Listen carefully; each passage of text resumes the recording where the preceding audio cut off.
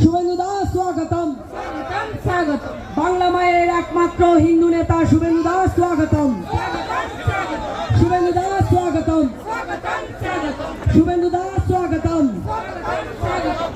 স্বাগতম। শুভেন্দু দাস স্বাগতম। বাংলা মায়ের একমাত্র হিন্দু নেতা শুভেন্দু অধিকারী স্বাগতম। শুভেন্দু দাস স্বাগতম।